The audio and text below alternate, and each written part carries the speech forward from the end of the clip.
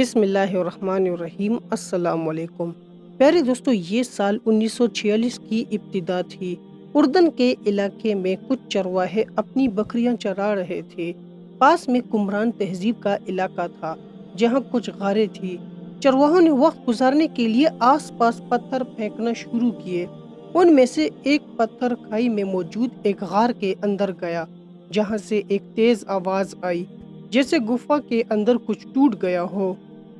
چرواہے غار کے اندر گئے تو انہیں قدیم زمانے کے کچھ مٹی کے برتن ملے جن کے اندر ہزاروں سال پرانے اسکرپٹ اور تحریریں موجود تھی جو چمڑے اور کاغذوں پر لکھی ہوئی تھی۔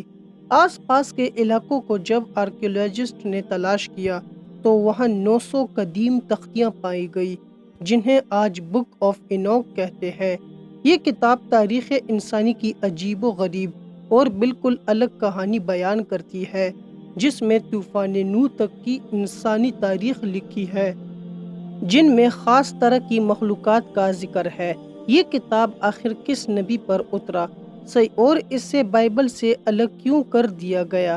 آج کی اس ویڈیو میں ہم اس پراسرار کتاب کے متعلق سب کچھ جانیں گے۔ پیارے دوستو، انسانیت کی ابتدا سے ہی اللہ تعالیٰ نے اس زمین پر انسانوں کی رشد و ہدایت کے لیے 1,24,000 پیغمبروں کو مبعوث کیا۔ ان میں سے کچھ پیغمبروں پر کتابیں اور صحیفے نازل ہوئی جن میں توریت، زبور اور انجیل شامل ہے، جنہیں آج بائبل کے نام سے ایک جگہ جمع کر دیا گیا ہے۔ ان میں اللہ تعالیٰ کا فرمان، پیغمبروں کے اقوال، تاریخ اور مناجات لکھی ہے، لیکن ایک آسمانی کتاب ایسی بھی ہے جس میں پراسرار اور حیرت انگیز باتیں لکھی ہیں جو شاید دنیا کے کسی بھی آسمانی کتاب میں نہیں ملتی۔ یہی وجہ ہے کہ بائبل کے علماء نے اس کتاب کو اور اس کی آیتوں کو بائبل سے الگ کر دیا ہے۔ اس کتاب کا نام کتاب ہنوک یعنی بک آف اینوک ہے۔ یہ کتاب اینوک یا پیغمبر ہنوک پر نازل ہوئی تھی، جنہیں اسلام میں حضرت ادریس علیہ السلام کے نام سے ذکر کیا جاتا ہے۔ حضرت ادریس علیہ السلام اللہ تعالیٰ کے تیسرے نبی تھے جو حضرت آدم علیہ السلام اور حضرت شیس علیہ السلام کے بعد نبوت کے جلیل القدر منصب پر فائز ہوئے۔ مورخین نے لکھا ہے کہ آپ علیہ السلام کی پیدائش بابل یعنی عراق یا مصر کے علاقے منس میں ہوئی تھی۔ حضرت ادریس علیہ السلام یارد کے بیٹے تھے جو حضرت آدم علیہ السلام کے 7ویں نسل سے تعلق رکھتے تھے اور حضرت نوح علیہ السلام کے پردادا تھے، جبکہ سومیری تختیوں میں کندہ تاریخ یہ بتاتی ہے کہ ہنوک ایک عظیم بادشاہ اور عالم تھے جنہوں نے سب سے پہلے لکھنے پڑھنے کی ابتدا کی تھی۔ ہنوک کی کتاب انسانی تاریخ کی ایک عجیب و غریب داستان کو بیان کرتی ہے جس کے مطابق اللہ تعالیٰ نے واچرز یعنی فالن اینجلز کو اس زمین پر گرایا تھا جن کا سردار شامیادہ تھا۔ یہ ہزاروں سال پہلے کی بات تھی۔ وہ اپنے 199 ساتھیوں کے ساتھ کوہ ہرمن پر اترا اور انہوں نے یہ عہد کیا کہ ہم انسانوں کی بیٹیوں سے جنسی تعلقات قائم کریں گے۔ واچرز دراصل خدا کے فرشتے تھے جنہیں انسانوں کی نگرانی کے لیے بھیجا گیا تھا، لیکن وقت گزرنے کے ساتھ یہ زمین پر رہنے والی حسین عورتوں کے عشق میں مبتلا ہو گئے۔ یہ انسانی عورتوں کے لمبے اور حسین بالوں کی طرف مائل ہونے لگے۔ انہوں نے عورتوں کے ساتھ جسمانی تعلقات بنائے جس کے نتیجے میں نیفیلیمز یعنی جائنٹس پیدا ہوئے جو کہ عجیب و غریب اور دیوقامت مخلوق تھے۔ ان جائنٹس نے زمین پر خوب تباہی مچائی اور انسانوں کو ہی مار کر کھانے لگے، یہاں تک کہ چرند و پرند، جنگلی جانور اور درندے بھی ان کی شر سے محفوظ نہ رہ سکے۔ حضرت ادریس علیہ السلام کو انہی درندہ صف مخلوق کی ہدایت کے لیے مبعوث کیا گیا تھا، لیکن انہوں نے آپ کا انکار کر دیا۔ ہنوک کی کتاب کے 3 باب میں یہ بتایا جاتا ہے کہ کس طرح ان فالن اینجلز نے انسانوں کو فساد اور تباہیوں کے علوم اور چیزیں سکھائی۔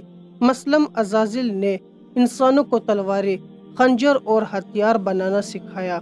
اس نے انسانوں کو زیورات بنانا اور آنکھوں کو سنوارنا سکھایا۔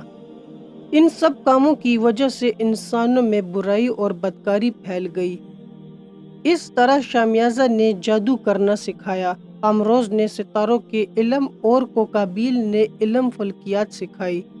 زمین میں ہونے والے اس فساد کو دیکھ کر خداوند غضبناک ہوا اور اس نے 4 فرشتے یعنی مائیکل، یوریل، رافیل اور گبریل کو زمین پر بھیجا، اور یہ فرشتے باغی فرشتوں اور نیفیلیمز کو سزا دیتے ہیں۔ کچھ کو زنجیروں میں جکڑ لیتے ہیں، ان واچرز کو بھی ہلاک کر دیتے ہیں جنہوں نے عورتوں کے ساتھ ناپاک رشتے بنائے تھے۔ واچرز کو یہ 4 فرشتے زمین کے اندر قید کر دیتے ہیں، جہاں وہ تا قیامت قید رہیں گے۔ کہا جاتا ہے کہ حضرت ادریس علیہ السلام کو اللہ تعالیٰ کی طرف سے یہ قدرت دیا گیا تھا کہ وہ زیر زمین دنیا میں بھی جا سکتے تھے۔ کتاب ہنوک میں یہ بھی بتایا گیا ہے کہ کس طرح حضرت ادریس علیہ السلام فرشتوں کے پروں پر سوار ہو کر اڑتے تھے اور آسمان سے دنیا اور پہاڑ کو دیکھا کرتے تھے۔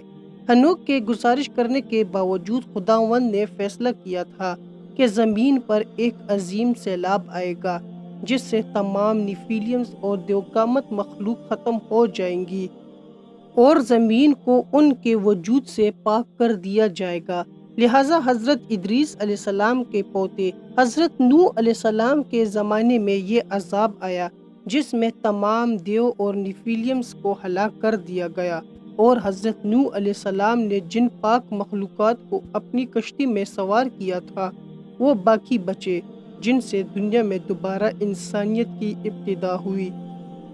پیارے دوستو، اب سوال یہ اٹھتا ہے کہ فالن اینجلز جو کہ اللہ تعالیٰ کے فرشتے تھے وہ نافرمان کیسے ہو گئے، جبکہ اسلامی عقائد یہ کہتی ہے کہ فرشتے کبھی خدا کی نافرمانی نہیں کرتے۔ دراصل یہودیت اور نصرانیت کے مطابق فرشتے بھی نافرمانی کر سکتے ہیں، جو کہ ایک باطل عقیدہ ہے۔ لہٰذا گمان کیا جاتا ہے کہ فالن اینجلز کوئی فرشتے نہیں بلکہ جن تھے، جنہیں نافرمانی کے سبب اس زمین پر گرا دیا گیا تھا اور جنہیں اہل کتاب نے فرشتہ بنا کر پیش کر دیا، جبکہ دوسرا نظریہ یہ ہے کہ وہ واچرز کوئی آسمانی مخلوق تھی، جیسے کہ ہزاروں سال پرانے قدیم سمیری تہذیب کے تختیوں میں بھی ان واچرز کا ذکر ملتا ہے، جنہیں سمیری اقوال انوناکی کا نام دیا کرتے تھے۔ ان تختیوں کے مطابق انوناکی آسمان سے اس زمین پر آئے تھے اور یہ انسانوں سے ٹیکنالوجی کے اعتبار سے کافی ترقی یافتہ تھے، جنہوں نے انسانیت کو کئی علم اور تکنیک سکھائے، لیکن انہوں نے جب زمین پر فساد مچایا تو انہیں ہلاک کر دیا گیا۔ ممکن ہو کہ وہ واچرز یا انوناکی کسی دوسری سیارے سے اس زمین پر آئے تھے اور جن کی طرف حضرت ادریس علیہ السلام کو بھیجا گیا تھا، لیکن جب انہوں نے آپ کا انکار کیا تو انہیں زمین کے اندر قید کر دیا گیا اور ان کی ناپاک نسلوں اور اولادوں کا طوفان نوح کے ذریعے صفایا کیا گیا۔ جی تو پیارے دوستو، ہم امید کرتے ہیں کہ آپ کو ہماری آج کی ویڈیو پسند آئی ہوگی۔ اگر آپ کو ہماری ویڈیو پسند آئی ہے تو آپ سے گزارش ہے کہ ہمارے چینل کو لائک اور سبسکرائب کر دے اور بیل کے بٹن کو بھی آن کر دے۔ آپ سے ملاقات ہوگی ایک نئی معلوماتی ویڈیو میں۔ دیکھتے رہیے ہمارے چینل کو۔ آخر میں اللہ تعالیٰ سے دعا ہے کہ اللہ تعالیٰ ہمیں اچھے کام کرنے کی توفیق عطا فرمائے اور ہمارا خاتمہ ایمان پر کرے۔